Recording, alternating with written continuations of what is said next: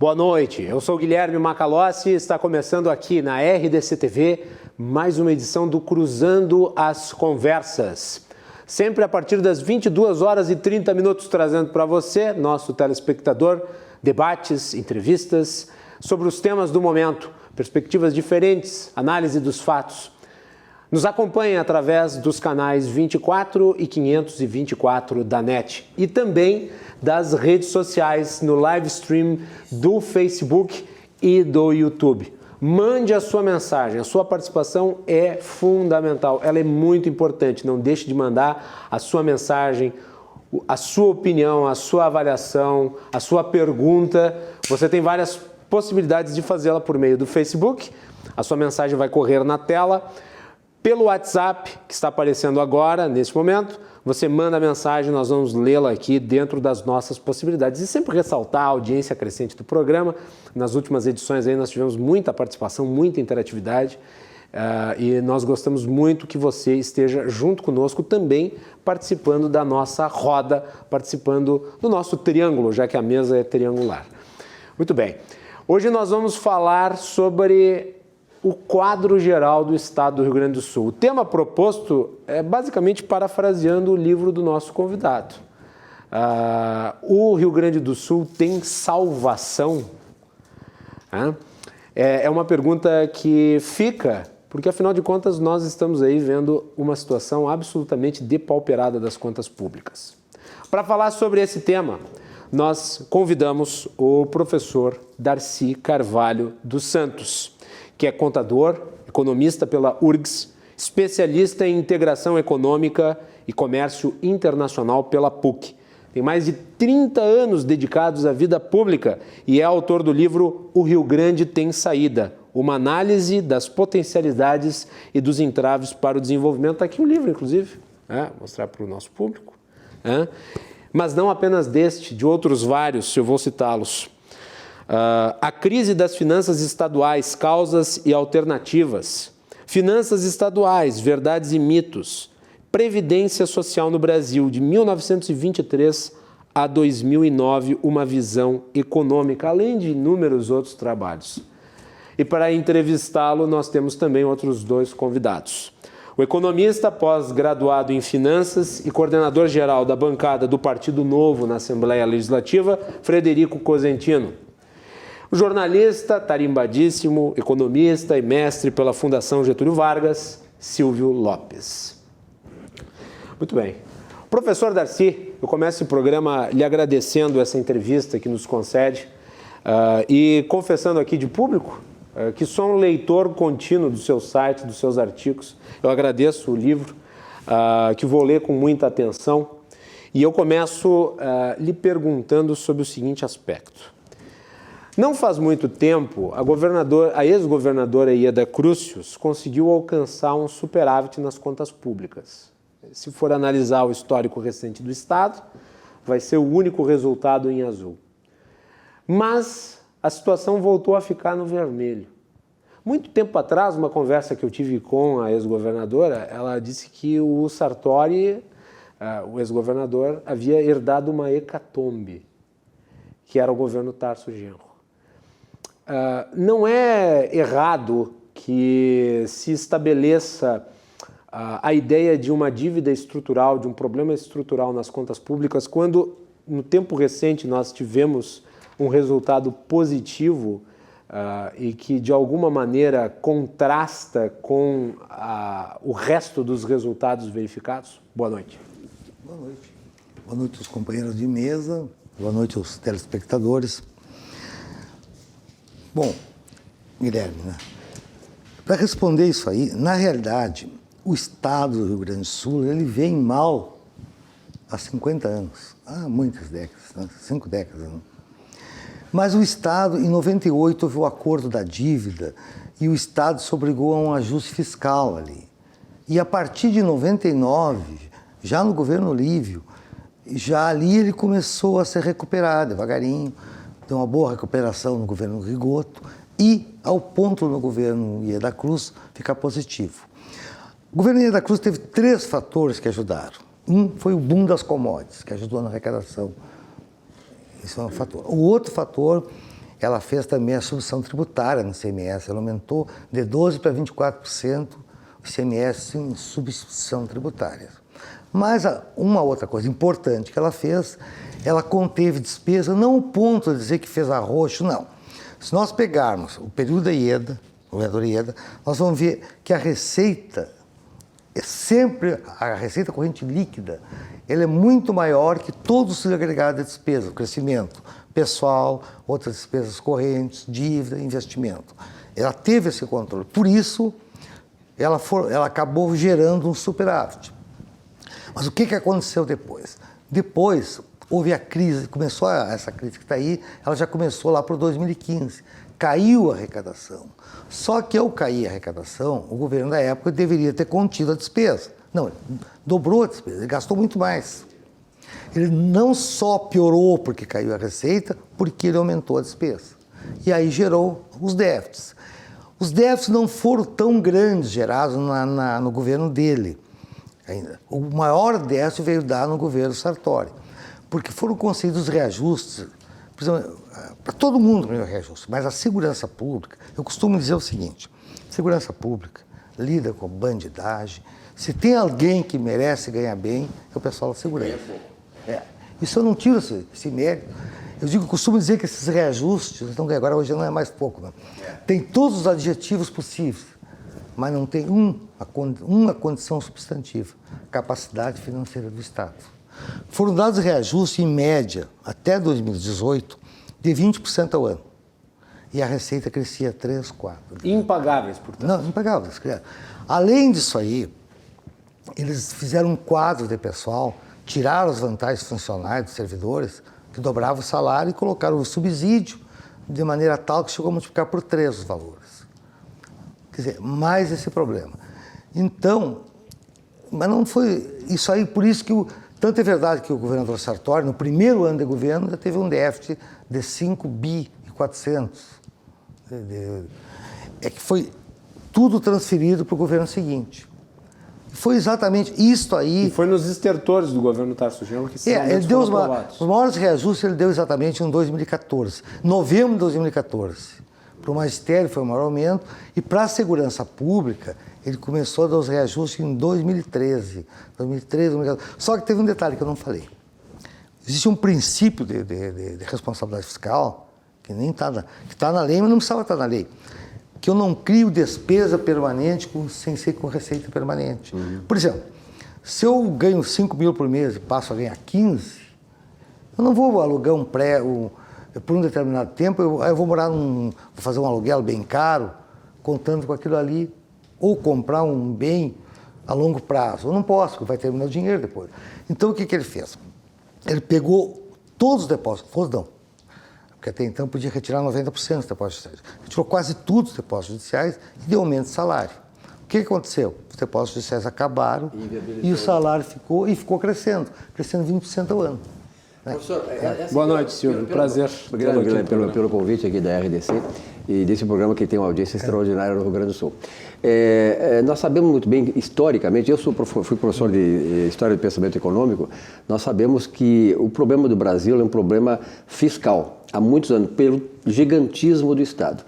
Aliado a isso, nós temos a questão do gerenciamento, do mau gerenciamento da coisa pública, nós sabemos disso, quantas obras tem aí inacabadas, isso é custo social, mas sobretudo a questão que eu acho que é fundamental hoje, que é da irresponsabilidade fiscal. Como é que nós vamos enfrentar isso? Ou seja, por exemplo, falamos aí no governo Tarso Genro, ele colocou no final do governo dele aumentos que ele não iria pagar, e nem o Estado poderia pagar.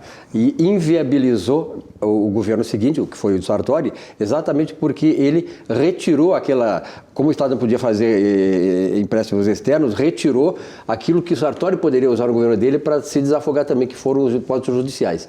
Quer dizer, essa irresponsabilidade fiscal, ela não tem penalização? Pois é. Teria penalização. Acontece que a lei de responsabilidade fiscal, interpretaram ela, acharam maneiras de interpretar diferente, porque o que a lei diz? Que faltando 8 meses para terminar o governo, eu não posso dar aumentos salariais. Mas eu posso dar antes, para valer a partir do primeiro dia do governo seguinte. Eu acho que se quisessem interpretar, interpretariam certo, mas não fazem isso. Porque o que fizeram com a lei de responsabilidade fiscal? O Tribunal de Contas tirou a eficácia da lei de responsabilidade fiscal. Porque se nós cumpríssemos a lei de responsabilidade fiscal, o Estado não tinha déficit. O Brasil estaria equilibrado, porque ele estabelece 60% para despesa com o pessoal. Os 40% que sobram daria para consumo e investimento e pagar dívida. Porque vamos supor, o consumo é 25%, daria para mim pagar a dívida por 10%, eu investia 5%. Ou conforme eu economizasse, investiria mais. O que eles fizeram? Eles tiraram as pensões, será que pensão não é despesa com o pessoal? Tiraram auxílio alimentação, auxílio moradia, auxílio daquilo. O que fizeram? Eles tiraram 15%. Então, quando eu chego aos 60%, eu estou em 75%, porque eu tenho que pagar esses 15%. Aí sobra o que sobra está só para o custeio. Eu não tenho dinheiro para dívida e nem para investimento. Agora, a respeito do que o senhor disse, eu fiz isso aqui. Como a gente faz, eu fiz um livro aqui, mas não vou publicar, porque eu não tenho patrocinador, isso é muito caro e não dá. Mas eu vou mostrar uma frase que eu tenho a respeito do que o senhor disse aí. Que é a introdução. Aliás, isso aqui, o título disso aqui seria Demagogia e Responsabilidade Fiscal. Livro que os leitores estão perdendo, né? Mas não é tão assim. Então eu escrevo assim, uma crença quase que generalizada é de que a corrupção é a responsável por todas as nossas mazelas. Por mais abominável que seja a corrupção, não é a maior responsável por elas. A corrupção contribui muito para isso, mas as principais causas estão na demagogia e na irresponsabilidade fiscal, que floresce facilmente quando predomina a ignorância. Ignorância é perigoso. José Ortega Gasset disse que é, de fato, muito difícil salvar-se uma civilização quando chegou sua hora de cair em poder dos demagogos. Os demagogos têm sido os grandes estranguladores das civilizações.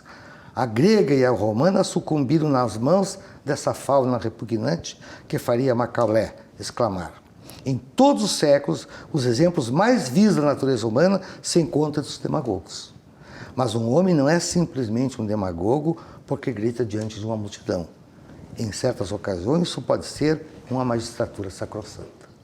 E a gente está vendo toda hora as decisões que dão aí na justiça e tudo. Eu espero que amanhã, Guilherme, se toque e que alguma editora o procure para que a gente não perca a oportunidade de ler esse livro. E, sobretudo, né, a classe política, né? Porque, na verdade, Guilherme, a gente que tem uma trajetória toda na área do jornalismo, da economia, o grande problema que nós enfrentamos sempre, nós sabemos o diagnóstico dos problemas que nós temos, é pegar aquele camarada Anatole France, que foi um escritor francês, ele dizia o seguinte, que não existe governo populista, porque todos os governos descontentam os seus liderados. Ou seja, e o Peter Drucker, que é o nosso pai da administração, dizia assim, administrar bem é contrariar interesses. Isso. Quer dizer, quando tu está aceitando, fazendo com que todo mundo goste do que está fazendo, é porque tu não está dirigindo. A coisa bem. mais fácil é dar. É difícil negar. Claro. O Perón tinha uma frase muito séria, por isso que o argentino que é até hoje. O Perón que foi o responsável pela danação definitiva. Se o povo quiser, dê. E dê cada vez mais. Que sempre pode dar. Mais ou menos isso. Está aí a Argentina como está, né? Vamos lá, Fred. E eu acho que, boa noite a todos, é um prazer estar aqui, poder conversar com o professor Darcy, um dos maiores entendedores da atual situação do Estado. Assina embaixo. E, professor, eu acho que essa questão da responsabilidade fiscal é uma coisa assim tão elementar da gente explicar para o telespectador que está nos ouvindo. Você não pode gastar mais do que você ganha, o Estado não pode gastar mais do que arrecada. Tiveram que fazer uma emenda constitucional a nível federal para reafirmar que o governo federal não pode gastar mais do que arrecada. E o Estado do Rio Grande do Sul, nos últimos 40 anos, deve ter conseguido gastar menos do que arrecadou em quantos anos, professor? 3, 4 anos? Com receita ordinária em 2 anos. Em 2 anos. Só para explicar para o público, professor, porque é um assunto complexo, o que é receita ordinária? Não, ordinária é que não decorreu de um empréstimo, ou de uma transferência, ou de aquilo que surgiu da sua própria arrecadação. Aquela chamada fontes primárias de arrecadação. Exato. Então, é um desafio tremendo você colocar as contas em dias, as contas em dia. Então, a gente faz essa perspectiva de passado, mas a gente também tem que começar a falar do futuro. Existem reformas em andamento, propostas pelo governador, em discussão na Assembleia, a nível nacional, como a reforma da Previdência, que vai impactar aqui na Previdência Pública dos Servidores do Estado. E você olha para as despesas do Rio Grande do Sul hoje, fazendo todo esse histórico, uma das maiores das despesas é a despesa com funcionalismo e com previdência. E a gente sempre escuta que o culpado não é o servidor. Os sindicatos, os servidores em geral, o culpado não é o servidor. É verdade, pode até ser verdade que o culpado não é o servidor. Mas quando você olha para o sistema, para o orçamento do Estado, a maior despesa é com funcionalismo. E você olha para alguns... com o funcionalismo, inclusive, aposentado, né, no caso. E quando você olha para alguns benefícios, né, e compara isso com o setor privado, e compara com a própria capacidade de arrecadar do Estado, você tem, por exemplo, a cada 3 anos, o funcionário público ele tem 5% de aumento. A receita cresce para pagar. A cada 5 anos tinha os 3 meses de licença-prêmio. Agora foi trocado para licença-capacitação. Já há uma discussão para se extinguir também a licença-capacitação. São coisas que você não tem parâmetro no setor privado. Então, e aí eu lhe pergunto, né, na discussão do direito adquirido, que é uma discussão interessante de se fazer, porque de um lado existe o direito adquirido, do outro existe o dever adquirido de pagar. Então é uma discussão que nós vamos fazer. Como mexer nessa maior despesa, que é a despesa com funcionalismo público, que ao mesmo tempo é sensível, tem pressão das corporações, tem interesse dos sindicatos e a gente também entende, né, a vida do servidor, da família, etc. A gente entende essas nuances, mas que hoje é a maior despesa do Estado, que é a do funcionalismo público e que engessa muitas vezes, né, o Estado não pode emitir, engessa o orçamento também com previdência. Como encarar esse desafio e como o Estado tem encarado, né? Aí o senhor já disse, né, dando aumentos que não pôde... De maneira irresponsável. Não puderam ser pagos, né? Só respondendo, fazendo uma introdução, o problema de culpado ou não é culpado, isso é uma coisa importante de ver. O serviço público, até 98, ele tinha praticamente duas etapas. Tinha o do ativo, da atividade e da inatividade. Então era assim, o servidor público saía se aposentava, levava a integralidade, como leva os militares também, que é uma coisa que tinha que mexer também. O cara só muda para a condição de reserva. O cara trabalhava, ele tinha um período de ativo, inativo, levava a integralidade, era tudo assim. Só que isso aí chegou a um ponto que não deu mais. Quer dizer, se deu um ponto que aquilo ali estourou, né? Eu dou um exemplo no Estado, nós tínhamos em 1970, quando, nem você foi quando eu entrei para o Estado, em 74, mas eu estou muito velho mesmo. Havia 74, exato, havia 4 servidores ativos para um inativo, que é o suficiente para o equilíbrio. Sabe quanto tem hoje? 0,7. Tem menos que 1. Então as pessoas não querem que mude uma coisa quando tu manter as leis estáveis quando a realidade varia, tu está retrocedendo. Né? Tu tem que te adaptar à realidade. O melhor é não fazer reforma. Eu não fazer para ninguém, não fazer. Mas tu tem que fazer porque o Estado não suporta. Bom, voltando à tua pergunta. Culpado. Eu digo assim, uma epidemia, se der uma epidemia, as pessoas que são atingidas por ela não são culpadas. Mas tem que combater a epidemia, né? Então, esse é o problema. Inclusive com a colaboração do cara que foi vítima, né? Sim. No caso dos funcionários. Sim. O Frederico tocou muito bem nessa questão das corporações, que para mim elas não têm essa visão de longo prazo, elas não têm essa visão de manter o Estado saudável. O senhor acha que o governo deveria implementar um programa de demissões voluntárias? Ora, eu não sei se é vantagem. Até hoje acusam o Brito de ter feito aquela PDV. Isso, né? Mas voltando à pergunta, como vai reduzir isso aí? Tem direito adquirido, que tu não pode. Mas sabe qual é o problema também disso aí? As pessoas também não sabem disso aí. 90% dos servidores estão na segurança, na educação e na saúde. Tu vai reduzir. Então, não tem, aliás, o número de policiais já é muito pequeno. É muito pequeno. Isso aqui é uma coisa que eu vou falar. Tu tinha mostrado em off, mostre por favor para o público, Chico, se tu puder pegar a imagem, impressionante. Isso aqui, em 2012, isso aqui, eu vou dizer esse dado aqui do parecer prévio do Tribunal de Contas de 2016, página 137. Esse parecer prévio é um documento do Tribunal de Contas, que ele emite todos os anos, que é um documento importante, tem informações muito importantes lá dentro. O número de cargos vagos na segurança era 37,7. foi para 43 em 2013, em 2014, 45. E em 2016, que é o último dado, 49. 50. Vagas na polícia. Deve ter aumentado. Então, por que isto aqui também é reflexo do aumento da folha? Porque a matemática... Isso, e, aliás, isso para o público. Esses números aí são segurança pública, meus caros. Segurança pública. A matemática é o produto de dois fatores. Multiplicando vezes um multiplicador. Se tu aumenta de mais um, tu tem que reduzir o outro. Isso é... Bom, aí quando tu pega a Brigada Militar, eram 32,9 que estavam vagos, foi para 42,5 em 2014 e foi para 49 em 2016. Em função daquilo que é autorizado por lei, que eu não sei se essa quantidade é ideal, mas é o que a lei permite. Então, hoje nós tínhamos em 2016 a metade do contingente, porque o Estado não tem condição de pagar. Se tem uma coisa que o Estado chegou numa situação tal, que em 2012, entre 2012 e 2018, o número de servidores ativos, inativos, cresceu 21 mil. E os 21 mil servidores inativos? E os ativos decresceram, de crescimento, e os inativos decresceram 26 mil, quase 27. Sinal que nem reposto os inativos, nem reposto. Então, para ver, aqueles que estão para prestar o serviço para o cidadão, estão cada vez menos gente. Cada vez tem menos brigadiano, menos... Por quê? Porque o Estado chegou a um ponto que não tem onde tirar. A situação do Estado é o seguinte, se o Marco Aurélio, o ministro Marco Aurélio, dormir com os pés de fora, e resolveu suspender a liminar que tem lá, nós já estamos com 4 bilhões de déficit a mais. Né? E daqui a 2 anos, se não renovar o ICMS, que vai ser difícil renovar, porque o governador prometeu... Prometeu em campanha que não iria aumentar além de 2 anos. Vai mais 2,5. Então, o que Ou seja, sobe de 4 para 6. 6,5 o déficit que de hoje vai aumentar no déficit atual. E aí, como tu vai fazer?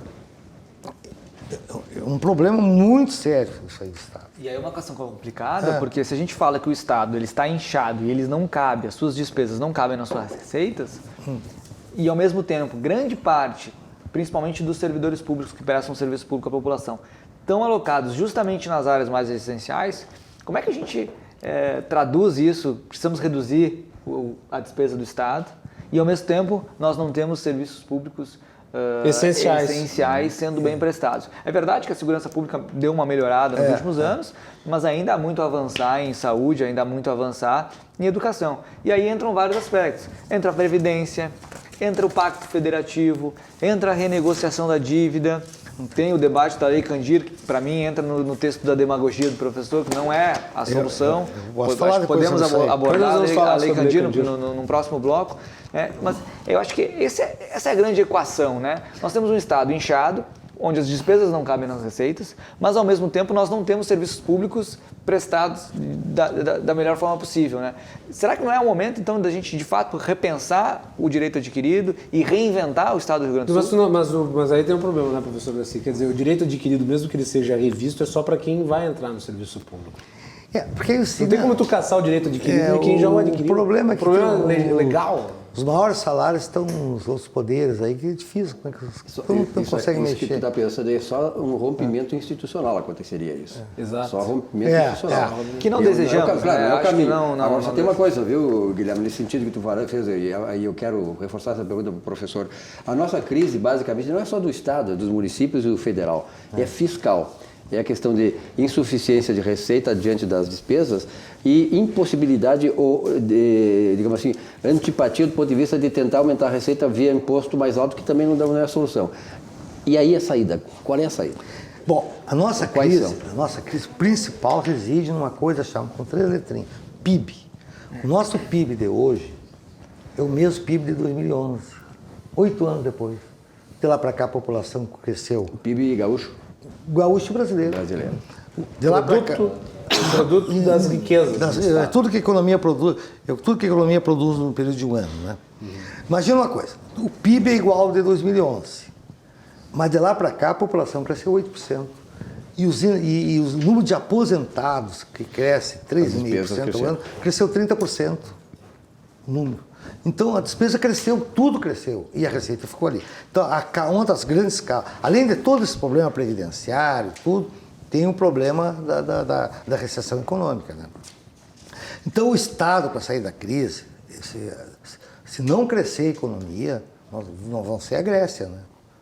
Mesmo com reformas, mesmo com renegociação da dívida. Vamos ver as reformas, qual é o efeito da reforma. Vou lhe fazer a pergunta específica. O governador agora conseguiu na Assembleia Legislativa a aprovação da modificação na Constituição do Estado que permitirá privatização sem plebiscito. Isso vai gerar algum efeito? Não, a privatização é condição para fazer o acordo de regime de recuperação fiscal. Perfeito. Porque privatização, a rigor, ela pode se resolver por outros lados, para dinamizar a economia, mas em termos de finanças públicas, um dinheiro que entra... E se esgota. Esgota porque é um estoque, o nosso problema é fluxo. É o que falta... Permanente. Permanente. Bom, se sair o acordo, se não sair o acordo de recuperação fiscal, que eu acho difícil sair, porque nós não temos como comprovar, porque o que o acordo exige? Que nós, lá no fim, tenhamos condições de sair. E o que o governo oferece, como garantia de recursos, uma grande parte é a Lei Candir, que é um capítulo à parte. Eu tenho minhas dúvidas, sou quase sozinho nisso aí. Você também concorda comigo? Concordo. Então, esse é o problema. A reforma da Previdência seria uma solução se eu pudesse aqui, por exemplo, uma professora se aposenta com 50 anos de idade mínima. A segurança pública não tem idade mínima. Os outros funcionários, os outros poderes, que ganham mais, até nesse sentido previdenciário, estão mais certos. Eles têm 30 anos, 35 para as mulheres, 60 para os homens, idade mínima. Não, desculpa, contribuição. É 55 e 60. Dá para aumentar um pouco também. Mas a professora de 50 anos, a segurança pública não tem. Se eu pudesse, de um momento para outro, porque 90% do gasto com previdência do Estado, 87%... 75% é segurança e educação. Apesar de ganhar pouco na educação, ganha um pouco, mas é muita gente. Ele precisa da matemática. Tá? Então, o que acontece? Se eu, de uma hora para outra, eu chegasse, não, a professora vai se aposentar aos 60, não está sendo proposto, fosse estanque, eu podia ficar 10 anos sem repor, porque a aposentadoria em si ela não cria isso mesmo, porque cria a reposição. Eu ficasse 10 anos sem repor funcionário da educação e na segurança, o Estado podia sair da crise.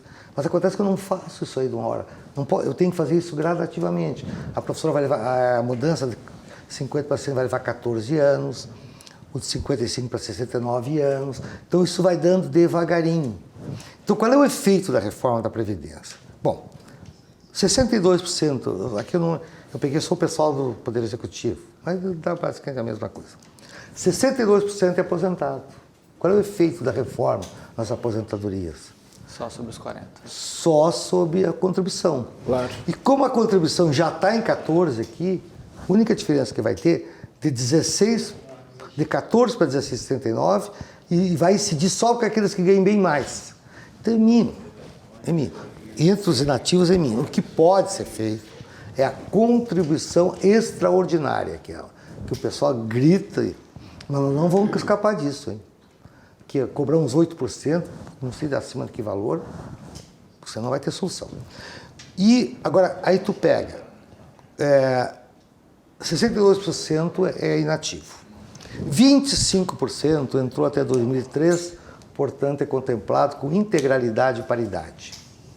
Não, aquela forma, porque vê bem, até 2003, a aposentadoria era integral. Uhum.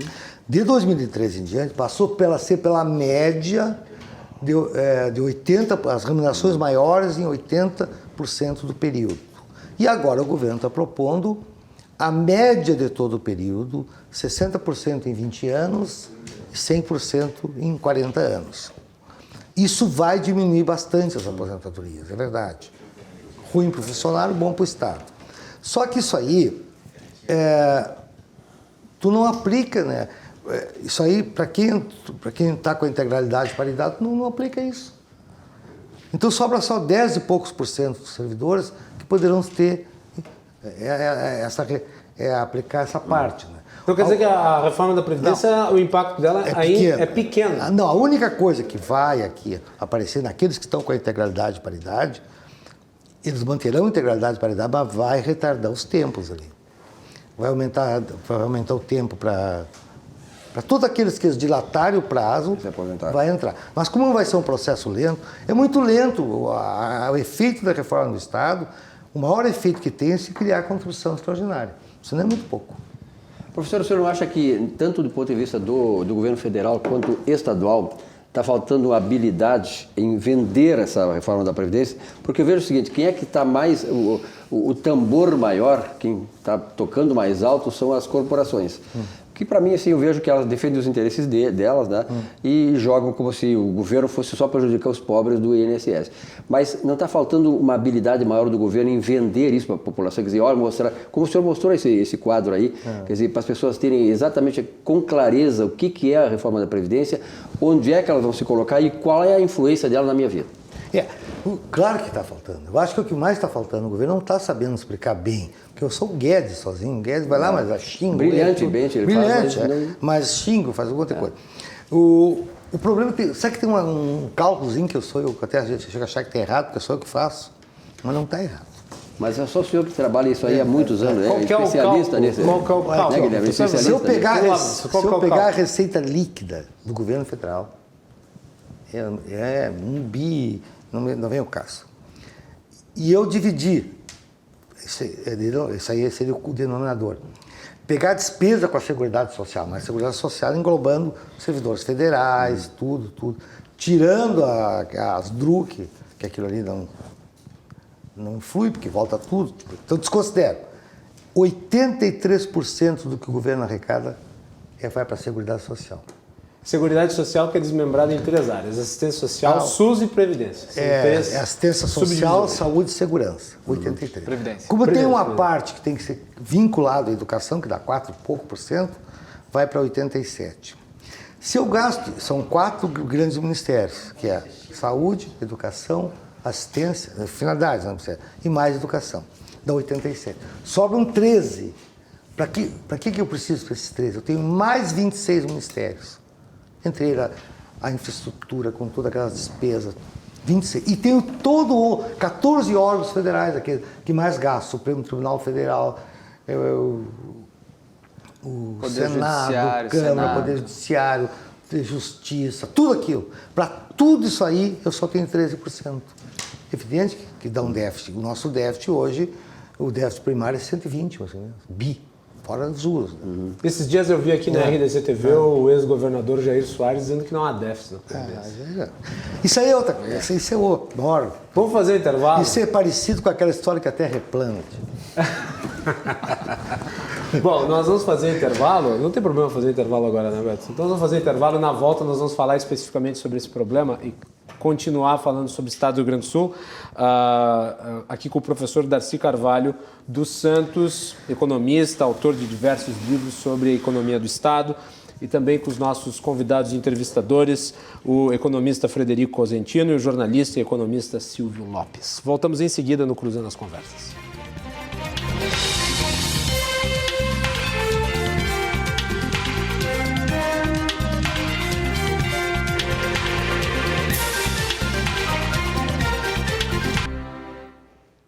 Muito bem, estamos de volta aqui no Cruzando as Conversas, hoje com o professor Darcy Carvalho dos Santos, economista, especialista em finanças e autor de diversos livros sobre a situação do Estado do Rio Grande do Sul. Nossos convidados e entrevistadores, o Frederico Cosentino e o Silvio Lopes.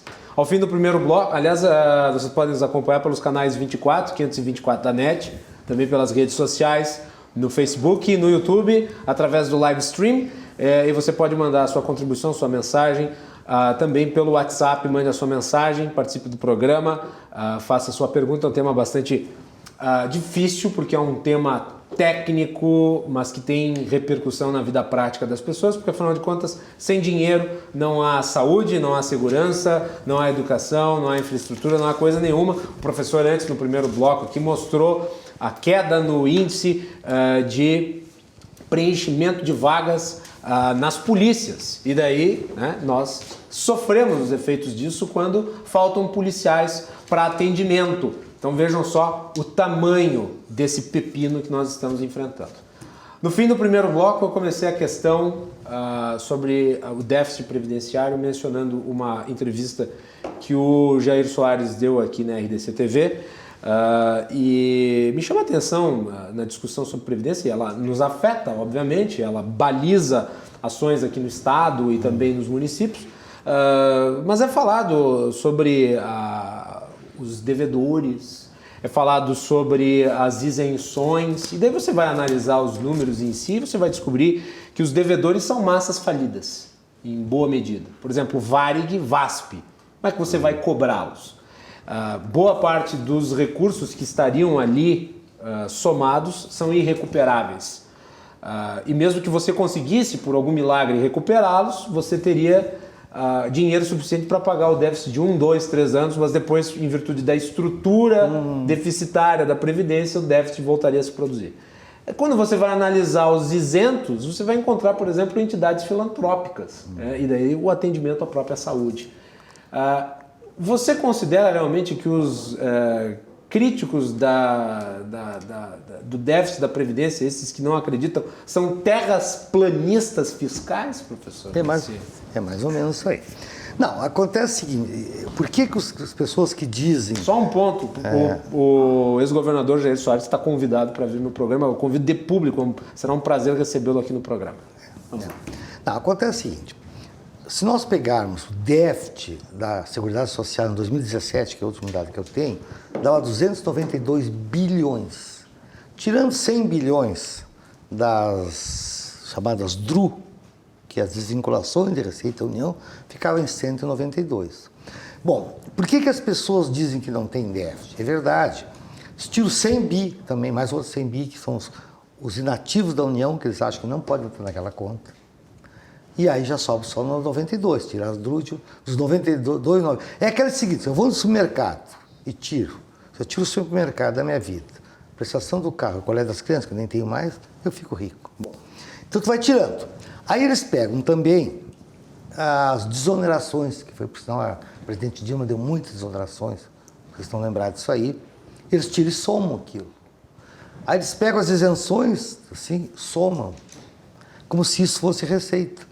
E aí eles chegam a um resultado positivo.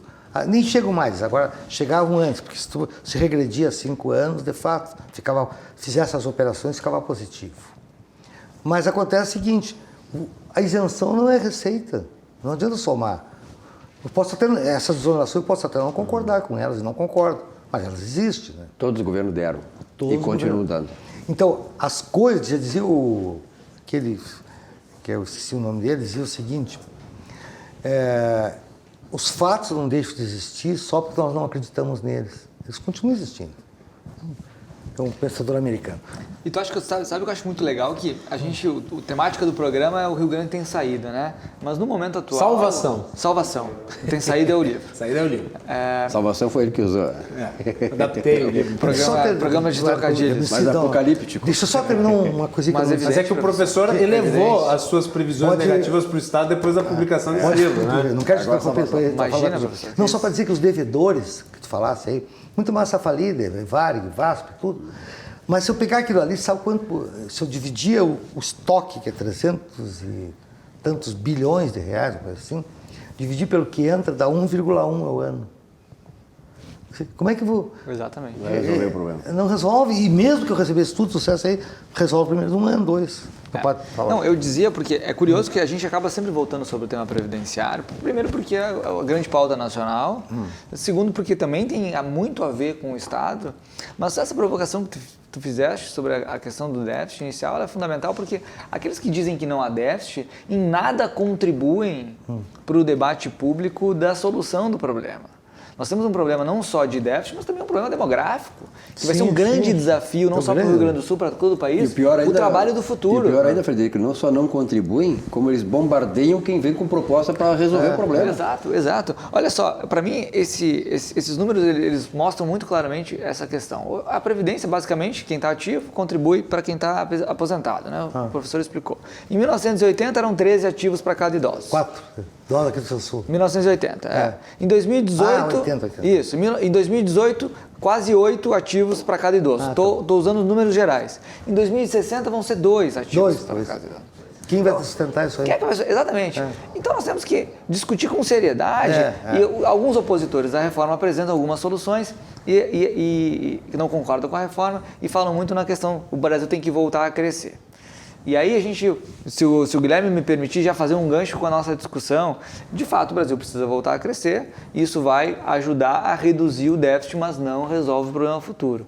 Mas dado todo esse desafio, e aí, se o professor puder nos dar mais uma aula, como o Brasil vai voltar a crescer se nós temos, e aí como o Rio Grande do Sul vai voltar a crescer, uma das maiores cargas tributárias, um dos maiores pisos regionais, uma das piores infraestruturas logísticas de escoamento da produção, uma burocracia, nós temos um posicionamento geográfico também desfavorável, nós estamos na ponta do país, nós temos uma equação bem complexa, né? O Estado não cabe em si, as despesas são maiores que as receitas, as reformas são complexas e têm impactos no médio e no longo prazo, e ao mesmo tempo empreender, gerar emprego, gerar renda, gerar riqueza, é muito difícil, né? Como a gente sair dessa sinuca de bico?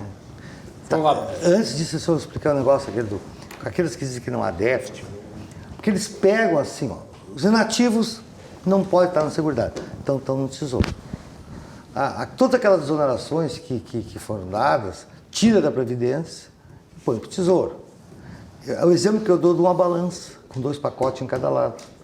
Se tu tirar de um pacote e botar no outro, o peso é o mesmo, o déficit é o mesmo. Tu está tratando a Previdência como se fosse um problema contábil, e não é contábil. É muito mais sério que contábil, é mais que tudo demográfico, você vai falar.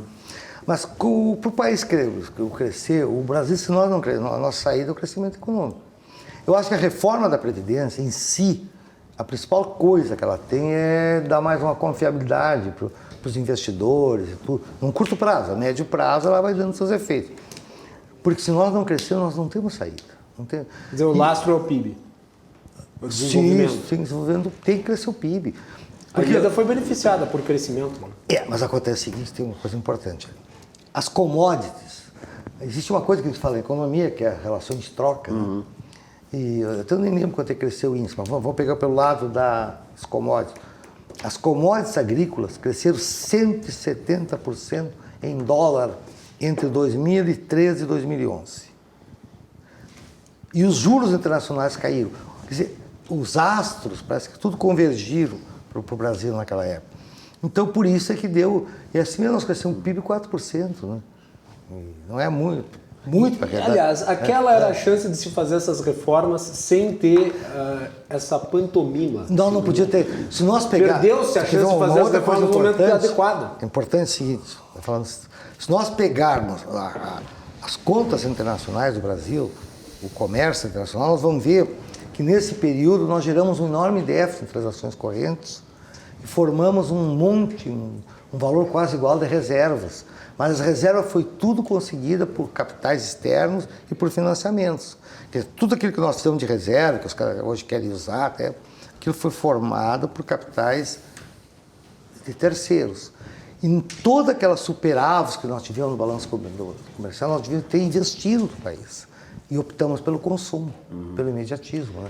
Professor, essa questão que o Guilherme e o Frederico colocaram aí, a questão da necessidade é fundamental, o crescimento do PIB, mas eu vejo assim como economista que nós temos que resolver duas grandes questões básicas para o país poder crescer. Por exemplo, a reforma trabalhista demorou 60 anos para ser reformulada. A Previdência Social, olha, abstraindo todos os outros fatores, só bastava para ela ser atualizada de tempos em tempos, a questão demográfica. O aumento nós temos aqui, quando eu nasci, na década de 50, não vou dizer o ano, mas na década de 50, a expectativa de vida, Guilherme, era de 46 anos. Pois é. Era de 46 anos. Nós temos hoje 30 anos a mais, 76 para fora. Quer dizer, os países europeus já fazem isso de cada 6 anos. Nós deixamos tanto tempo para fazer. Então, olha aqui. Aliás, a própria Alemanha é um exemplo de país que fez uma reforma da Previdência e permitiu com isso investimentos maiores em outras áreas. Com certeza, exatamente. Esse é um exemplo que eu até vou citar. Mas, então, aqui eu vejo assim, professor, queria a sua opinião a respeito disso aí dos nossos outros, o nosso âncora, o Guilherme. A questão, eu vejo assim, 2 pontos básicos para o Brasil crescer. A questão da reforma do Estado. Nós não podemos mais, o Estado está sufocando a sociedade, está demais da sociedade. E a questão do pacto federativo. Né? Quer dizer, nós temos, assim, por exemplo, a questão da guerra fiscal. Tu não pode hoje ofertar um certo estímulo para um investidor se um outro estado não fizer o mesmo. Quer dizer, eu não sou contra uma guerra fiscal, mas eu acho que cada estado tem as suas peculiaridades, e essa questão do pacto federativo, que eu imagino que devesse, digamos assim, amparar essas questões para os estados, no seu diferencial, eles poderem disputar investimentos. Quer dizer, nós temos 30 trilhões de reais no mundo todo, Guilherme, viajando pelo mundo todo, buscando um porto para ancorar. Isso significa 5 vezes mais o PIB brasileiro, que é de 6 trilhões de reais. Agora, tu não acha, professor, aproveitando o gancho feito aqui, tu não acha que o estado do Rio Grande do Sul ele tem pouca atratividade? Demais. Isso aí. Também. Nós não sabemos nos vender também, né? Pois é. Pouca, por exemplo, o ICMS. Claro, sim, entra na conta, mas Sim, o ICMS estrutural, caro. né? Claro. Quanto se paga de combustível no Rio Grande do Sul em comparação com outros estados? Dos mais altos que aqui. Isso é desestimulante Na para verdade, aquele empreendedor. 30% é fictício, na verdade é 70%, não é 30 sobre 100, é 30 sobre 70, que dá 40%, 41%. E agora com a complementação vai se tornar mais burocrático ainda. Aliás, o Sartori fez um decreto no ano passado, a partir de uma lei aprovada na Assembleia, que não se percebeu os efeitos que isso vai gerar na economia do Rio Grande do Sul, que já está gerando para os médios empreendedores e que para os empreendedores do Simples também vai gerar, que é a complementação do ICMS para quem está no regime de substituição tributária. Na prática, é aumento de imposto, e não só aumento de imposto, como também aumento excessivo de burocracia sobre, muitas vezes, pequenos empreendedores que só recolhiam a guia do Simples. Isso vai começar no Simples especificamente a partir de junho. Só recolhiam a guia do Simples e agora vão ter uma burocracia adicional. Então vai ser sofrido para o empreendedor gaúcho. E são apelos para que o governador, tem sido feito vários apelos para que o governador reveja esse decreto. Várias entidades empresariais bastante preocupadas com o assunto, a pauta na Assembleia também. É que nós estamos num beco sem saída, porque se tu reduz a arrecadação, tu vai aumentar o déficit, né? E aumentando o déficit, o problema de segurança, o problema da educação, o problema da infraestrutura para atrair. Eu não sei, eu acho que a situação é uma situação quase insuportável. Eu lembro de uma vez que o senhor deu uma declaração dizendo que se o Rio Grande do Sul aderisse ao pacto de refinanciamento da sua dívida, havia uma pequena chance de o paciente se recuperar. Isso não era garantido, entretanto. Mesmo aderindo ao refinanciamento. Não, por exemplo... Agora, a pergunta que eu lhe faço é a seguinte: o Rio Grande do Sul adere ao pacto, digamos que consiga fazer a adesão, o pacto de renegociação da dívida do Estado. Que medidas ele vai ter que tomar na vigência do pacto para que quando ele acabe a situação seja melhor do que a atual? Porque não adianta você aderir ao pacto, não fazer modificações na estrutura governamental, na estrutura financeira, na estrutura administrativa, porque quando voltar o sistema que está hoje vigiando, vai voltar até pior. Então, o que dá para fazer ao mesmo tempo em que se adere ao pacto? Não, eu costumo dizer que o Rio Grande do Sul é um doente em estado terminal. Isso. Se não fizer o acordo... O país todo, na verdade. O Brasil está todo assim. Só falou há pouco tempo no Pacto Federativo, mas se eu gasto 83 com seguridade, não tem nem como distribuir. É verdade. Né? Bom, o Estado, claro, se crescer o PIB, a arrecadação, tá. Se ele não fizer o acordo, o doente morre. E se fizer, vai depender de muitas coisas. Vai depender do como eu vou conduzir daqui para frente. A economia terá que crescer, eu terei que controlar despesas e fazer um enorme ajuste fiscal, porque senão eu vou chegar no fim desses 3 anos, 6 anos que seja, situação igual ao que eu estou hoje. Não tem. Ele vai só adiar, se não tomarem vou só empurrar com a barriga. E aí sobre essa renegociação, né? O senhor foi um pouco pessimista no começo do programa, falou que acha que não vai conseguir, o Estado não vai conseguir aderir. E aí entra a questão das privatizações. Foi aprovado na Assembleia que vai poder privatizar a CRM, Sulgás e Companhia CE sem plebiscito. O governador ainda vai ter que mandar um projeto de lei para privatizar as 3 estatais. Elas são suficientes para o regime de recuperação fiscal? Será que o governo não deveria ter a coragem de também incluir o Banrisul, que é um ativo valioso, que poderia servir como um abatimento da grande dívida, para aí sim o Estado continuar fazendo reformas e caber em si? Mas independente do Banrisul, Bom, isso é a joia da coroa. Né? É, a joia da coroa. Eu não sei, sentimentalismo, não sou muito a favor de... Mas eu respeito quem pensa diferente. O problema é que, não sei se você já olhasse, o cronograma que o Estado do Rio Grande do Sul fez para mandar para Brasília, para provar que lá adiante vai ter o dinheiro que vai sair. Uma é a Lei Candir. E uma outra coisa que pesa muito, existe uma coisa, aquele Fundeb, que é o Fundo de Educação, que o Estado pega 20% dos impostos, manda para lá e depois recebe em função das matrículas. Isso está dando um déficit mais ou menos, 1 bilhão e 600 pro Tesouro do Estado, para que volta pro Estado, para os municípios aplicarem. Aquilo é uma lei que deve extinguir nesse ano ainda, mas não vai cair, porque se cair aquilo, quebra tudo quanto é município, né? Já estão muito mal. Isso vai ficar. Então, ele conta com a extinção dessa lei para... Não, eu esqueci depois. Para aderir ao regime. Isso, para mostrar que lá na frente eu tenho isso, Exato. tenho o Lei Candir. São, acho que, duas coisas. E a própria Lei Candir, né? Esse eu acho que é um grande debate. Um ouro de tolo.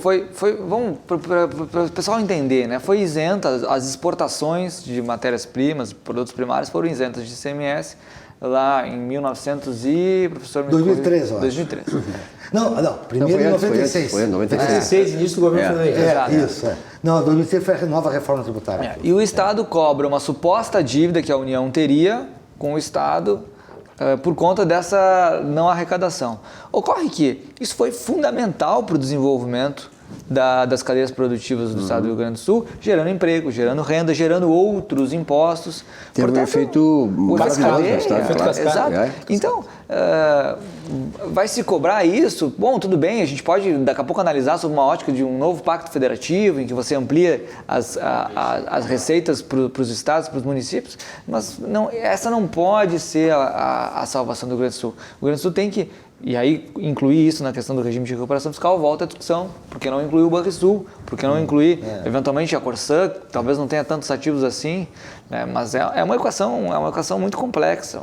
A Lei Candir não é a salvação. Que é o seguinte, a Constituição de 88, ela dizia que estavam isentos os produtos industrializados remetidos ao exterior. Aí veio a Lei Candir, que ela é de setembro de 96, que vigorou a partir de novembro de 96, que é a Lei 87, né, Lei Complementar. Ela estabeleceu o seguinte, que os produtos primários, como já falasse, os primários, os laboratórios também estavam isentos. Isso aí deu, efetivamente, uma queda na arrecadação, mas tem um aspecto. O comércio internacional é uma via de duas mãos, né? Tu exporta e importa. O fato de exportar aumenta a renda interna e tu pode importar mais e na importação tu cobra um imposto. Tu apenas troca o produto, dizendo que vai e vem. Isso tem uma diferença maior naqueles estados que exportam muito mais do que importam. Esses têm diferença. Mas o que eu faço? Eu tenho dois raciocínios para isso aqui. Tenho três raciocínios. O primeiro deles, a União não tem condição de repassar quando é impostar. Tem 400 bilhões de déficit nominal fiscal. Vai ter que fazer uma suplementação orçamentária para pagar as contas do Bolsa Família. Mas não tem como. Bom, o raciocínio que eu faço é o seguinte. Havia uma relação ICM-PIB, PIB, em termos de... Ela era em 6,8%. O ICMS era 6,8% do PIB em 95. No quadriênio seguinte, daqui o gráfico, ele caiu. Mostra aí. Vamos ter que mostrar aqui. No quadriênio seguinte, caiu aqui, ó. A relação ICM-PIB que estava ali caiu. Então, nesse período, houve uma grande... Tira a mão disso. Sim. Assim, ó. Pronto, mostra por baixo. Que daí a câmera vai mostrar mais. Isso. Essa grande perda. Tá? Aí, quando seguiu, a partir do ano 2000, essas barras já ficaram acima do que era antes. É claro que aqui teve outros fatores que contribuíram para o aumento, subvenção tributárias, mas o boom das commodities, que aumentou muito a arrecadação, não aparece porque aumentou o PIB também. Então a relação fica mesmo, exatamente. Então, você observa que eu não vejo nisso aqui essas chamadas perdas ou recuperação. E tem mais ainda, tem o artigo 92, artigo 91, parágrafo 2º, se recorda aqui, das disposições transitórias, que diz que os ressarcimentos ocorreriam até o momento em que os estados não arrecadassem, até o momento em que o ICMS fosse cobrado 80%, não fosse 80%, não, até o momento que não alcançasse 80% no destino. Quase todos os estados hoje dão muito mais de 80% no destino. Então eu lhe pergunto, os pródigos da Lei Candir também são terraplanistas? É mais ou menos acreditar na Terra plana. Vamos aqui as perguntas do Não sei se não. Eu não vou dizer que isso é tão taxativo, porque pode ter alguma coisa, assim, algum estado, quem sabe. Eu não sou dono. Mas o fato é que não é a bala de prata do Estado. Esse é a grande. O fato é que não há uma bala de prata. E aquilo que tu falasse antes é verdade. Não há uma bala de prata. Que tu falasse também é verdade. O Congresso determinou que fosse feito um cálculo. Não estabeleceu pagar indenizações atrasadas. Sim. Isso daí, aliás, eu acho que é importante tocar, né? Recentemente eu vi declarações, até na época não era o presidente da Assembleia Legislativa, mas o Lara fez uma fala que viralizou nas redes sociais na época, no qual ele falava sobre a Lei Candir e sobre a decisão do Supremo Tribunal Federal em relação a ela. E se confundiu muita coisa porque o Supremo não determinou pagamentos. O Supremo determinou que o Congresso Nacional legislasse sobre a questão da Lei Candir. Daí não se pode depreender, daí não se pode concluir que aquilo que vai ser legislado pelo Congresso Nacional vai se reverter em grandes pagamentos que amortizem o problema deficitário do Estado. E o pior é que tu não falaste uma coisa. Qual? E aí disse o seguinte, se o Congresso não legislasse, o Tribunal de Contas também ia fazer os cálculos. E como o Congresso não legislou, foi para o Tribunal de Contas, e o Tribunal de Contas, por aquela razão que já estava nos 80%, não cabia mais. Só que eles abafaram. Eles deram uma informação e abafaram depois, né? Que entrou com o problema político. Vamos para os questionamentos aqui do nosso público. Eu gostaria de agradecer a todos que mandaram mensagens aqui, são várias. O tema é técnico, o tema é complexo. Tem alguém me xingando aí, não? Não, eu não sei, ainda não abri as mensagens aqui, eu vou ler algumas. Vou ler a primeira aqui. Boa noite, apresentador. Olha só, o apresentador já era 10, ficou melhor ainda com os cabelos cortados. Foi sucesso. A minha avó estava dizendo que eu estava parecendo o Che Guevara. Mas isso não é um elogio, né? Tu queria aparecer. Não creio que seja. O nosso telespectador pergunta, por que tem que ter a DRU? Essa DRU é que é responsável pelo déficit da Previdência? Não tem nada a ver. O déficit da Previdência, aliás, a Seguridade, que é mais que a Previdência, é 292. A DRU é 100 bi. Então, mesmo o Estado, é que houve uma época que era vantagem as DRU. Depois, hoje o Estado desvincula, mas tem que colocar mais 192. É só um artifício contábil. E a reforma está propondo a extinção dela agora. O nosso outro telespectador disse, se todos esses economistas não acham solução para os problemas do país, quem deve achar? Eu acho que existem várias propostas, né? Nós estamos aqui num debate com um grande professor que entende muito das finanças do Rio Grande do Sul e nós temos uma equação muito complexa, tanto no Rio Grande do Sul quanto no Brasil, mas há caminhos. Caminhos são fazer o dever de casa, fazer as reformas estruturais, cortar despesas, cortar na carne, tentar encaixar o Estado dentro das suas receitas e, paralelo a isso, também é preciso dinamizar a nossa economia.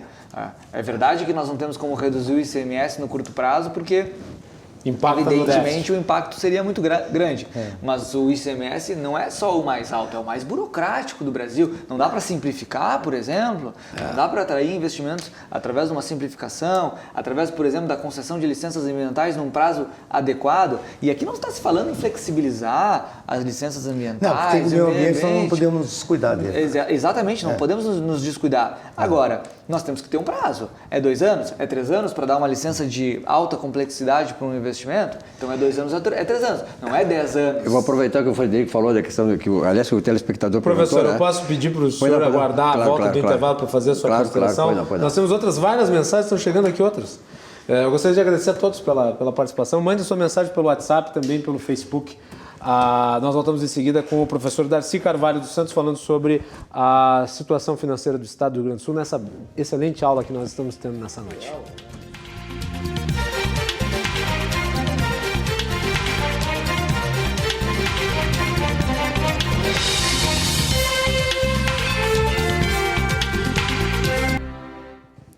De volta na RDC TV com o Cruzando as Conversas, falando sobre a situação do Estado do Rio Grande do Sul. Nós temos a participação hoje do economista Darcy Francisco Carvalho dos Santos e os nossos entrevistadores Frederico Cosentino e Silvio Lopes. Silvio, tu ias falar ao fim do último bloco. Na verdade, essa questão que o telespectador colocou aí de que vários economistas aqui, 13 economistas, e não conseguem resolver o problema do Brasil. Na verdade, se tu tiver 5 economistas reunidos debatendo, vai ter uma sexta tese que vai ser a síntese dos 5, cada um vai ter a sua opinião. Mas, na verdade, os economistas, de certa maneira, nós economistas, nós mostramos o caminho. Só que os políticos, os descaminhos. Vejam essa questão que está acontecendo no Brasil hoje. Eu não sei se nós estamos num regime presidencialista ou parlamentarista. O Congresso está mandando, o Congresso está fazendo política econômica. Nós sabemos que nós somos uma sociedade, Guilherme, que nós não temos muita consensualidade em certos temas fundamentais para o país. A questão da reforma da Previdência é fundamental, mas não há um consenso disso. Por quê? Os interesses corporativos, interesses de segmentos e tal. Então, o Congresso Nacional agora está para fazer, através de manipulações da política do Congresso lá, que é uma coisa que é um desserviço para a sociedade, Guilherme, está fazendo uma política que o governo daqui a pouco reduziu o número de ministérios para 22, 23, vai passar para 39 de novo. Quer dizer, é um escândalo isso. Quer dizer, onde é que se viu um país, como é que um país desses vai se desenvolver se nós temos... Eu digo assim, naquele livro que nós citamos aqui, Por que as Nações Fracassam, os 2 economistas americanos citaram o seguinte, uma das coisas que fazem as nações prosperarem é ter instituições inclusivistas e não extrativistas. Nós temos um Congresso Nacional extremamente extrativista, porque ele só quer sugar da sociedade e não faz absolutamente nada em favor da sociedade. Perfeito, perfeito. Nossa, perfeito. Mais comentários aqui. Comentário, resumo da ópera, a situação é caótica, apavorante. Mais um comentário aqui falando do meu cabelo também. Mas também faz um comentário sobre a situação econômica, né? Ela diz, primeiro ficou muito bonitinho o teu corte fashion. E depois ela comenta, os aposentados do executivo ganham em média R$5.000. No judiciário e legislativo a média de R$30.000. E o 12º resolveria isso. O governador Sartori tentou aprovar uma PEC do 12º, não. Como é que funciona a questão do 12º? Não, o 12º não ia resolver, porque não ia reduzir salários, mas aí ia pelo menos os outros custeios podia controlar, né? Se mandasse mais, e se mandasse,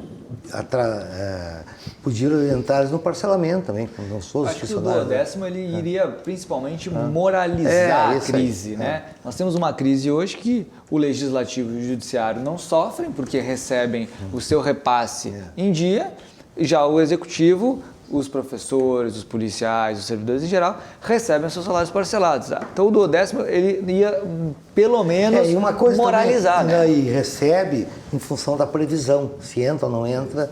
Exato. Então eles iam ter que, com o tempo, vou mostrar uma coisa para vocês aqui, ó. Certas coisas que é feita, certas coisas que é feita que não. Esse livro tem que ser publicado. Esse livro tem que ser publicado. Aqui, ó, passivos ocultos. Um é o piso do magistério. Sabe quanto é que estaria o piso do magistério se fosse pagar hoje? Isso que eles ganham um pouquinho mais. É 2,5, né? Se fosse o passivo formado até então já tem 30 bilhões. 30 bilhões? Você vai adorar isso. E não está no documento da Fazenda até. Bom, aliás, tudo que eu digo é oficial. Nunca tive um processo, nunca tive nada, porque eu vou mostrar uma coisa para vocês aqui. Se lembra do... Tu é muito novo aí, não te lembra ainda. Mas já leste, claro.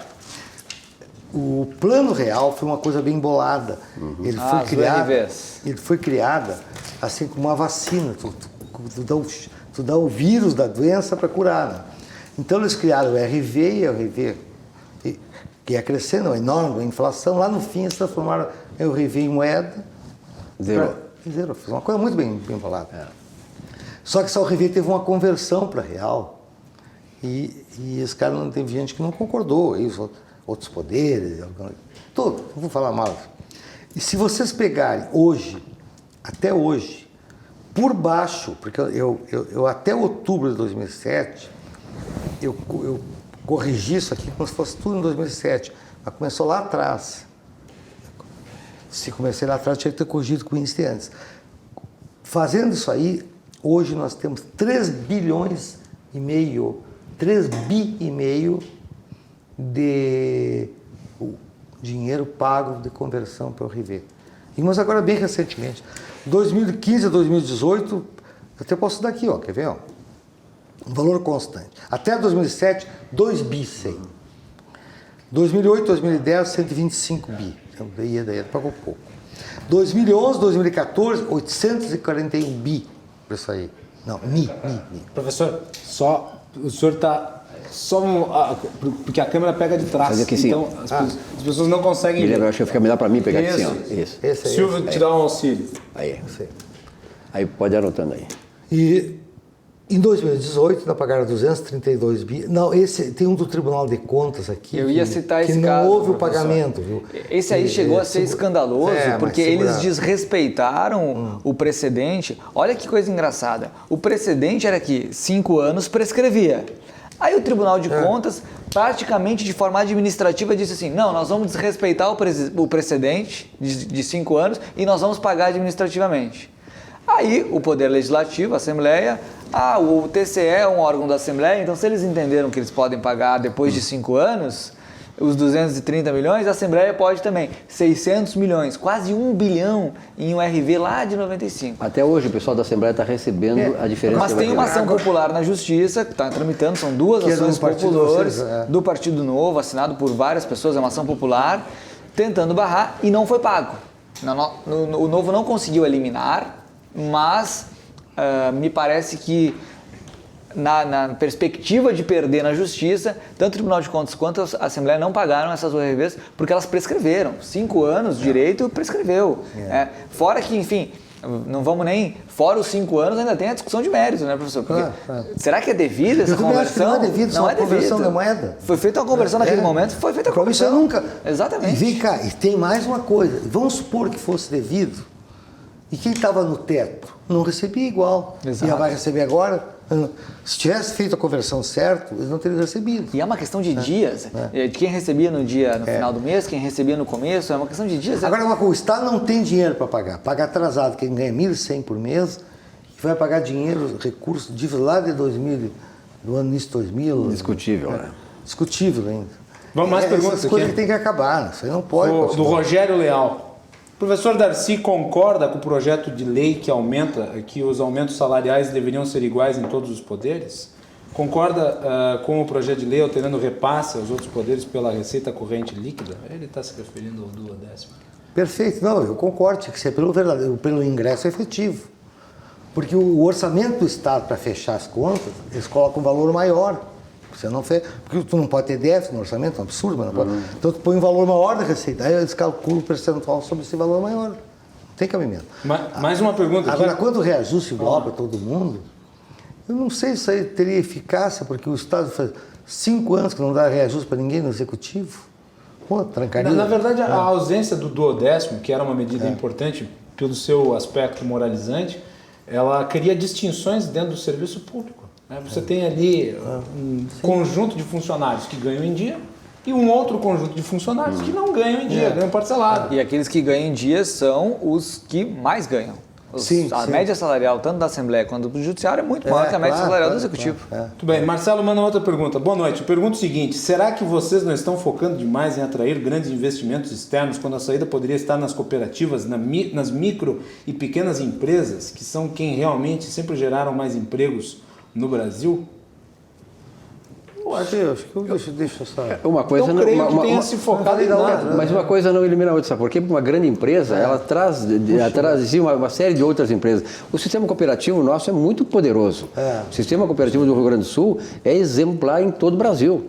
Quer dizer, eu acho que os únicos que concorrem conosco do ponto de vista de cooperativismo, Guilherme, são os gaúchos que foram lá para Goiás, para Mato Grosso e que estenderam, né, essa maneira de gerir o setor cooperativo daqueles estados também. Tem a grande empresa, ela vai puxar tudo. Claro, sem uma grande empresa não adianta tu ter pequenas empresas, não vai ter. Aliás, nós tivemos agora a perda da Pirelli. Exatamente. E quando se fala em simplificação, desburocratização, facilitação para o empreendedor empreender, não é só para o grande, não é principalmente para o grande. Porque o grande empreendedor, a grande empresa, ela tem recursos para contratar um escritório, para montar um time de contabilidade, etc. O pequeno empreendedor é o que mais sofre, né? E aí eu volto a falar do decreto da complementação. Porque quem está no Simples, a partir de junho, se tiver que complementar o ICMS, vai gerar uma burocracia tremenda, vai ter que contratar mais uma pessoa para o departamento fiscal só para fazer o cálculo, vai ter que pagar um boleto a mais e vai gerar muita burocracia. E este é o processo encarecedor, né, professor? Porque no Brasil você paga 2 vezes, no Rio Grande do Sul também, você paga além da carga tributária o custo da carga tributária. Sim. E isso é péssimo para a dinamização pretendida da economia que gera o crescimento econômico necessário para resolver de fato o problema. Ainda mais um imposto com ICMS que incide sobre os preços. O pobre é o mais prejudicado. É o mais injusto que tem, né? Consome tudo. Claro, Agora, aliás, é uma coisa interessante, não quero estar criticando ninguém aí, mas se fala muito hoje em dia, você teve um debate na Rádio Gaúcha, 2 deputados, o deputado que não vem o caso, e o deputado Fontana, criticando, porque antes da reforma da Previdência tinha que ser a reforma tributária, tinha que vir a reforma tributária, tem que tributar dividendos, tudo é verdade, isso aí tem. Aí eu fiquei louco para perguntar, mas aí não precisou, ligaram para lá e perguntaram, mas vocês foram governo tantos anos, por que não fizeram? 16 anos. Mas é porque não fizemos, porque nós achávamos que se mandasse o projeto não seria aprovado. Mas aí é aquela história que o cara vai fazer o golo e acha que está impedido. Não vou, porque detalhe, que é importante ressaltar aqui, né? O período em que as reformas deveriam ter sido feitas foi aquele, porque foi o momento de crescimento do país. Agora, e o Paulo Guedes, na audiência que teve no Congresso Nacional, ainda na época em que estava se falando da reforma da Previdência na Comissão de Constituição e Justiça, ele disse, se não for aprovado agora, daqui a 3 anos vamos estar discutindo o assunto de novo, eu não vou estar aqui. E a situação vai ser pior, ou seja, nós vamos nos aproximando da Grécia e do Rio Grande do Sul também. Tu te lembra, né, Guilherme, da crise do Lehman Brothers dos Estados Unidos em 2008, que o presidente aqui achou que era uma marolazinha, quer dizer, nós ignoramos a crise internacional quando deveríamos ter aprendido com aquela crise e hoje nós não estaríamos numa situação tão grave como estamos.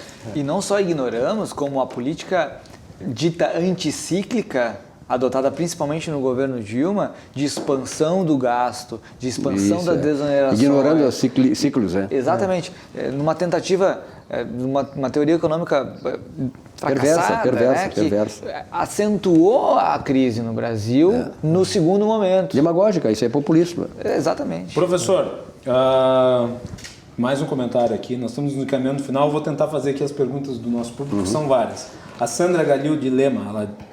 Boa noite. É possível um governo, nível federal, instável e polêmico, atrair confiança de investidores? E sempre lembrando, o piso do magistério é o penúltimo pior do país, e não um dos melhores. O do Estado acho que é o pior, sim, se não for o pior. Eu concordo com isso. Mas tem um detalhe que as pessoas não sabem aí. Eu fiz um estudo sobre isso aí. Esse valor que é publicado ali, 1,260, aquilo ali é o seguinte, tu tem ao longo da carreira, tu tem as vantagens, depois tu tem um período, tu trabalha 25 anos, fica 30 recebendo, tu colocar tudo isso aí, e se tu disser que o nível 5 dá 85% a mais, e o 6 dobra, se tu fizer todas essas contas, aquele valor é multiplicado por 10 vezes. Então o piso do magistério, se tu for pagar, a longo prazo representa 25 mil, professor. A longo prazo, considerando o período de atividade e inatividade. Então o professor ganha mal, é a pior... remuneração. É a menor remuneração do Estado. É triste dizer isso, mas do jeito que está constituído, com 100... Para cada 100 que tu paga para quem está aposentado, tu paga 150 para quem está aposentado, 100 para quem está trabalhando. Tu paga 200 porque tem mais uma pensão, tu paga 2, tu paga... É aquela história, tu paga 3 praticamente para levar 1. Ao contrário da propaganda da loja, até Patrícia Palermo que disse isso aqui. Pague 1, leve 2. Aqui tu paga 2 ou paga 3, leva 1. É o contrário. Então, se não mexer nessas coisas, nós vamos ter uma educação cada vez pior e o professor vai ganhar cada vez mais mal. Quando não ganhar, né? Quando ganhar. Porque no momento está se parcelando salários. Daqui a pouco vai se colidir folhas de pagamento, depois não vai se pagar. É uma vergonha, o professor ganha, nem dá para dizer, ganha muito pouco. Mas é que essas coisas todas ao longo, quer dizer, ele ganha, depois quando ele vai ganhar melhor um pouco, o professor, quando está se aposentando ou quando está aposentado. Aí ele fica toda a vida descontente fazendo greve, então quando ele fica um pouquinho mais contente, vai para casa. Bem. Professor, nós temos mais perguntas aqui. Oscar Algaier, ele menciona um tema que nós já falamos aqui. Parabéns pelo excelente programa. Gostaria de questionar sobre a proposta da reforma da Previdência. O governo Bolsonaro não poderia eleger outras prioridades para alavancar a economia? O senhor acabou de falar sobre isso, né? Temos mais aqui. Boa noite, parabéns pelo excelente programa. Gostaria de questionar outro questionamento aqui sobre a reforma da Previdência. Nós também já entramos nesse assunto. A reforma atinge realmente os privilegiados? O Estado já não paga o empréstimo para o governo federal? Se vender estatais e assinar a renegociação da dívida, vai resolver aumentar ou só jogar para frente? Rapidinho, professor, assim que encerrar. Não, eu acho que dependendo só vai jogar para frente. Se o país crescer, né, e se fizer um ajuste fiscal, continuar fazendo, poderá resolver. Então vai depender disso, né? Senão ele só vai jogar para frente. E nós temos outras mensagens. Mas ele não tem alternativa, porque se não jogar para frente, ele morre. Vai sucumbir. Vai sucumbir. Nós temos outras mensagens, não vai dar tempo de ler porque o nosso tempo está estourado. Eu gostaria de agradecer em primeiro lugar ao professor Darcy por ter vindo aqui. Eu já queria que ele tivesse vindo há bastante tempo. Infelizmente não foi possível em virtude de problemas pessoais, aí, de agenda. Mas saúde, de qualquer maneira, muito obrigado, professor. Tá, eu que agradeço o convite. Foi muito importante participar com 2 excelentes economistas, contigo também, que entende muito também. Então, para mim, foi uma aula também. Entendo porque leio os melhores. Muito bem. Agradecer também a presença do tarimbado jornalista Silvio Lopes aqui. Muito obrigado pelo convite e parabéns pelo cabelo também, tá? Obrigado. Foi um sucesso esse cabelo. Também ao meu querido amigo Frederico Cosentino aqui no programa. Obrigado. Obrigado pelo convite, sempre um prazer dialogar com o professor. E acho que tem saída, né, professor? Tem, saída tem. Nem o meu que eu coloquei no verso aí.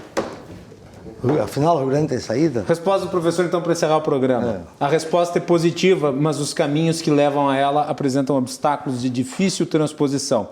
Para transpô-los é necessário planejamento, que necessita ser seguido com obstinação e persistência por todos os governos, não interessando a ideologia que professem ou o partido a que pertencem. Isso aí. Palavras do professor Darcy no livro dele. Obrigado, professor. Obrigado, Silvio. Obrigado, Frederico. Boa noite a todos. Voltamos amanhã a partir das 22h30 para falar sobre as pesquisas eleitorais e de avaliação de governo aqui em Porto Alegre. Até mais.